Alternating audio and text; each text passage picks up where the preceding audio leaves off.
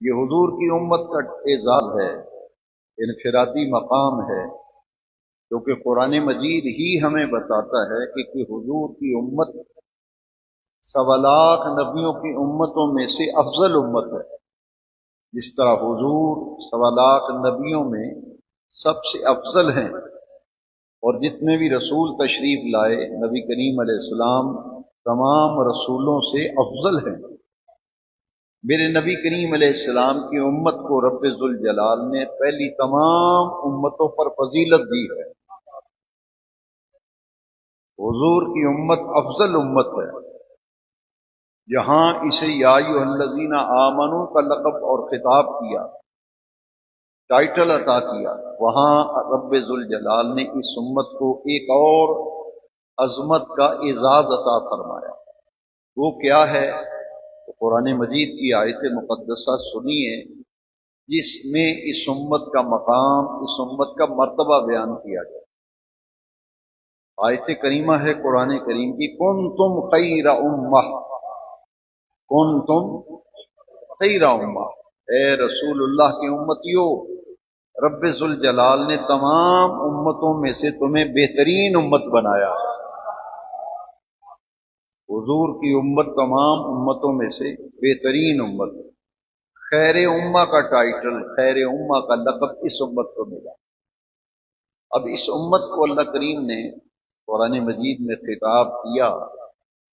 جس آیت کریمہ پر آج ہم درس میں گفتگو کرنے کا ارادہ رکھتے ہیں، اس میں اللہ کریم نے فرمایا، اے ایمان والو، یا ایھا الذین آمنو، اے ایمان والو، اے وہ لوگوں جو ایمان لائے ہو، استجیبوا، فوراً جواب دیا کرو، استجیبوا، فوراً جواب دیا کرو، للہ وللرسول، اللہ کو اور اللہ کے رسول کو فوراً جواب دیا کرو۔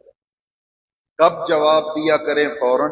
بے نیاز رب نے فرمایا، اذا دعاکم، اذا دعاکم، جب تمہیں اللہ بلائے یا اللہ کا رسول بلائے تو لیت و لال سے کام نہ لیا کرو۔ اللہ کا بلاوا آ جائے یا اللہ کے رسول کا بلاوا آ جائے، اس آیت کریمہ میں فرمایا گیا فوراً جواب دیا کرو، فوراً جواب دیا کرو۔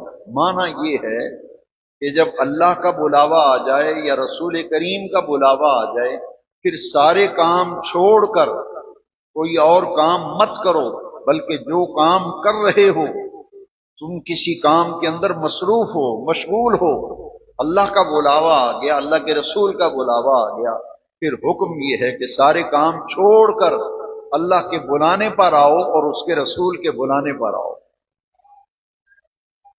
استجیبوا للہ وللرسول اذا دعاکم، یہاں اللہ اور اس کے رسول کا اکٹھا ذکر آیا، اللہ اور اس کے رسول کا اکٹھا ذکر آیا کہ اللہ بلائے یا اللہ کا رسول بلائے۔ دو ذاتوں کا ذکر ہے، ایک ذات رب ذوالجلال کی ہے اور ایک ذات اقدس اس کے پیارے محبوب رسول کی ہے۔ دو ذاتوں کا ذکر ہے، لیکن دعاکم کا لفظ جو ہے یہ واحد کا صیغہ ہے۔ اذا دعاکم، واحد کا استعمال کیا گیا، حالانکہ ذاتیں دو ہیں۔ جب دو ذاتیں ہوں تو عربی گرامر کا قاعدہ ہے پھر تثنیہ کا صیغہ آتا ہے، دو کا صیغہ آتا ہے۔ ذاتیں دو ہیں مگر صیغہ واحد کا آیا ہے، صیغہ واحد کا آیا ہے۔ اس کا معنی کیا ہے؟ چاہیے یہ تھا کہ آیت کریمہ میں اس طرح مضمون ہوتا، اذا دعواکم، تثنیہ کا صیغہ آتا کہ جب اللہ بلائے یا اللہ کا رسول بلائے، لیکن صیغہ واحد کا استعمال کیا تاکہ دنیا کو علم ہو جائے اور پتہ چل جائے کہ اللہ کا بلاوا رسول کا بلاوا ہے اور رسول کا بلاوا اللہ کا بلاوا ہے۔ یہ الگ الگ بلاوے نہیں ہیں، یہ لوگوں نے تفریق ڈالی ہوئی ہے، حالانکہ بے نیاز رب قرآن میں فرما رہا ہے، استجیبوا للہ وللرسول اذا دعاکم، یعنی اللہ کا بلاوا ہے تو وہ اس کے رسول کا بلاوا ہے، اگر رسول بلائیں تو وہ اللہ کا بلاوا ہے، بلاوا تو ایک ہے، بلاوا ایک ہے، اس لیے ذاتیں دو ہیں مگر دونوں کا بلاوا ایک ہے، صیغہ واحد کا استعمال کیا۔ اللہ اور رسول کے بلاوے پر آؤ، جو اللہ رسول کے بلاوے پر آئے گا اس کو ملے گا کیا؟ اس کو ملے گا کیا؟ اس کو آنے کا فائدہ کیا ہوگا؟ اسی آیت کریمہ کے اگلے حصے میں وہ نفع، وہ فائدہ کہ ان کے بلاوے پر جو آئے گا اسے ملے گا کیا؟ فرمایا اللہ رسول کے بلاوے پر آؤ، لما یحییکم، لما یحییکم، اللہ رسول کے بلاوے پر اس لیے آؤ تاکہ وہ تمہیں زندگی عطا کر دیں، تاکہ تمہیں وہ زندگی عطا کر دیں۔ یعنی اللہ کے بلاوے پر جو آئے گا، اللہ کے رسول کے بلاوے پہ جو آئے گا اسے حیات ملے گی، زندگی ملے گی، زندگی ملے گی۔ اب یہ کن سے کہا جا رہا ہے؟ زندہ لوگوں سے۔ کن سے کہا جا رہا ہے؟ زندہ لوگوں سے کہا جا رہا ہے کہ اللہ بلائے یا اللہ کا رسول بلائے تو ان کے بلاوے پر آؤ، آنے سے کیا ہوگا؟ تمہیں زندگی ملے گی، حیات ملے گی۔ اہل علم کی زبان میں اسے تحصیل حاصل کہتے ہیں۔ تحصیل، جو چیز پہلے ہی حاصل ہے اسے کیا حاصل کرنا ہے؟ پھر سوچنا پڑے گا کہ جو پہلے ہی زندہ ہے، جو پہلے ہی زندہ ہیں ان سے کہا جا رہا ہے کہ اللہ رسول کے بلاوے پر آؤ، بلانے کا فائدہ یہ ہوگا لما یحییکم، تمہیں حیات بخشیں گے، تمہیں زندگی بخشیں گے۔ نقطہ یہ سمجھ میں آیا، ایک تو یہ بات معلوم ہوئی کہ زندہ آدمی کو بھی زندگی کی ضرورت ہے، زندہ آدمی کو بھی زندگی کی ضرورت ہے۔ ایک آدمی گلی میں آپ کو چلتا پھرتا نظر آتا ہے، بڑا گبرو جوان ہے، صحت مند ہے، کھاتا پیتا بھی ٹھیک ٹھاک ہے، چلتا بھی ٹھیک ٹھاک ہے، بازاروں گلیوں مارکیٹوں میں اچھا بھلا آپ کو نظر آتا ہے، لیکن نہ تو کبھی مسجد میں نظر آیا، نہ کسی نماز میں نظر آیا، نہ کسی جمعے میں نظر آیا، نہ عید کے اجتماع میں نظر آیا، نہ کسی دین کی محفل میں نظر آیا، نہ کسی اللہ والے کے پاس کبھی بیٹھا ہوا دیکھا، نہ کبھی قرآن کی تلاوت کرتے ہوئے دیکھا۔ تو پھر سوچنا پڑے گا کہ پھر زندگی سے کیا مراد ہے؟ کہ اللہ رسول کے بلاوے پر آؤ، تمہیں ملے گا کیا؟ تمہیں زندگی دے دے گے۔ بھائی جو پہلے ہی زندہ ہے اسے زندہ کرنا تحصیل حاصل ہے، لیکن سنیے پھر سوچنا پڑے گا۔ ایک بات تو یہ قرآن مجید کی آیت کریمہ سے معلوم ہوئی کہ زندہ آدمی کو بھی زندگی کی ضرورت ہے، اور دوسری یہ بات معلوم ہوئی کہ جو اللہ اور رسول کے بلاوے پہ آتا ہے اسے زندگی ملتی ہے، اسے حیات ملتی ہے۔ پھر سوچنا پڑے گا کہ وہ کون سی حیات ہے، وہ کون سی زندگی ہے جو اللہ رسول کے بلاوے پر آئیں تو ملتی ہے۔ اس زندگی کو دیکھنا پڑے گا کہ بے نیاز رب زندگی دینے کے لیے، زندہ لوگوں کو زندہ کرنے کے لیے حکم دے رہا ہے کہ اے زندہ لوگوں، اللہ بلائے، اللہ کا رسول بلائے تو فوراً آؤ تاکہ تمہیں زندگی بخش دیں۔ یہاں ایک حدیث شریف، چونکہ آپ ہر مہینے جمع ہوتے ہیں یہاں، میں بھی حاضر ہوتا ہوں ہر مہینے، اور ہمارا عنوان ہے محفل کا درس قرآن و حدیث، درس قرآن و، ایک آیت کا ترجمہ اور اس کی مختصر تفسیر میں نے سنائی ہے۔ اب اس قرآن کی آیت کو سمجھنے کے لیے اور اس کی تفسیر کو سمجھنے کے لیے ایک حدیث شریف کی ضرورت ہے۔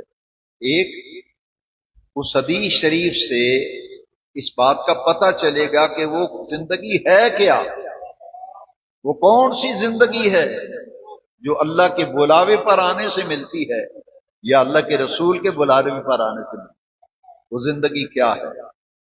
میں چاہوں گا کہ میرے تمام سامعین کامل توجہ سے، پوری توجہ سے اس حدیث شریف کو سنیں اور سمجھیں اور اپنے دل میں جگہ دیں۔ نبی کریم علیہ السلام نے فرمایا، غافلوں میں اللہ کا ذکر کرنے والا ایسے ہے، غافلوں میں اللہ کا ذکر کرنے والا ایسے ہے جیسے سوکھی ہوئی گھاس میں ایک ہرا بھرا تنکا ہوتا ہے۔ یہ حدیث کے الفاظ اتنے واضح ہیں کہ اس میں کسی وضاحت کی ضرورت نہیں، اس میں کسی تشریح کی ضرورت نہیں۔ ایک پوری گٹھڑی آپ نے دیکھی ہے، بازار میں ایک گٹھڑی گھاس کی باندھی ہوئی رکھی ہے، اور اس پوری گٹھڑی کا جب آپ جائزہ لیتے ہیں، ساری گٹھڑی کی ساری گھاس ہی سوکھی ہوئی ہے، سوکھی گھاس، اور پوری گٹھڑی کے اندر ایک ہرا بھرا تنکا نظر آیا آپ کو۔ پیارے نبی کریم علیہ السلام نے فرمایا، غافلوں میں اللہ کا ذکر کرنے والا ایسے ہے جیسے سوکھی ہوئی گھاس میں ایک ہرا بھرا تنکا ہوتا ہے۔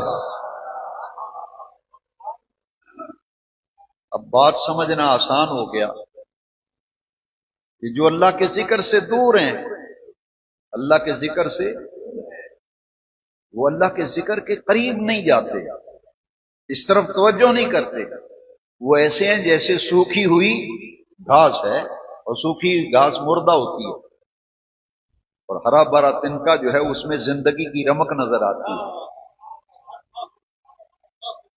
باغ میں سارے پودے سڑے ہوئے ہوں، خشک ہوں، اور ایک پودا ہرا بھرا ہو تو اس کا مطلب کیا ہے؟ سارے بوٹے مرے ہوئے ہیں اور ایک بوٹا جو ہرا بھرا ہے وہ زندہ ہے۔ اللہ رسول کے بلاوے پر آنے سے یہ فائدہ ہوگا، جو غافل ہیں وہ تو ایسے ہیں جیسے سوکھی ہوئی گھاس ہے، اور جو اللہ کے ذکر کے لیے آتا ہے وہ ایسے ہے جیسے سوکھی ہوئی گھاس میں ایک ہرا بھرا تنکا ہے۔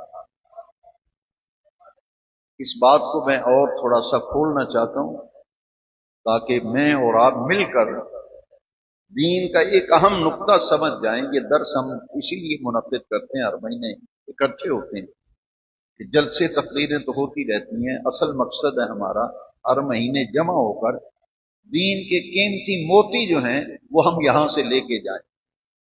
میں آپ کو ایک اور مثال دیتا ہوں۔ آپ کی گلی ہے، جس گلی میں آپ رہتے ہیں، میں مثال دے رہا ہوں، ایک گلی میں 20 گھر ہیں۔ کتنے؟ پوری گلی میں ٹوٹل 20 گھر ہیں۔